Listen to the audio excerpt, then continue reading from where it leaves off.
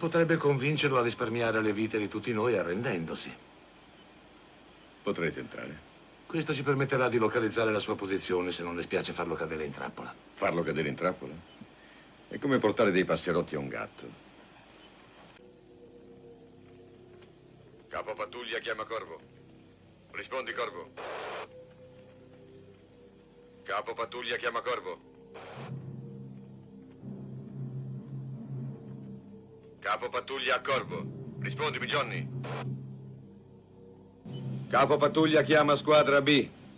Rambo, Messner, Ortega, Coletta, Jorgensen, Danforth, Berry, Krakauer. Confermare. Stai a rompermi i coglioni. È lui, coraggio!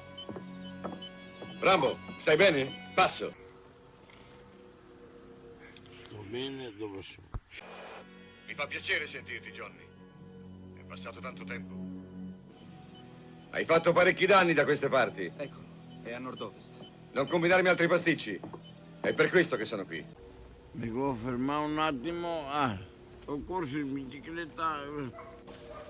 Devo fermare, porco Dio. Ma ascolta, ma uno non può fermarsi e correre, fermarsi un attimo. Che problemi ci sono? Porco di Dio. Mi dispiace, non lo sapevo. Io cagno basso via, carabinieri, roba, ma Dio porco. Mino. Senti, Johnny. Fammi arrivare lì e ti tiro fuori. Quando hai bisogno nessuno di voi. Quando che ti si ferma un attimo tutti ti rompe i coglioni. Adesso vengo da te e ti porto via in aereo. Saremo solo noi due. Questo problema lo risolveremo insieme. Io sono tuo amico, Johnny. Ho sprofondato anch'io fino alle ginocchia e tutto quel sangue insieme a te. Ti ho coperto le spalle più di una volta. A quanto pare tirarti fuori dai guai comincia a diventare un lavoro continuativo per me. Carabinieri, sì. Amici, Dio cango e dovessimo farlo. Ne riparleremo quando rientrerai.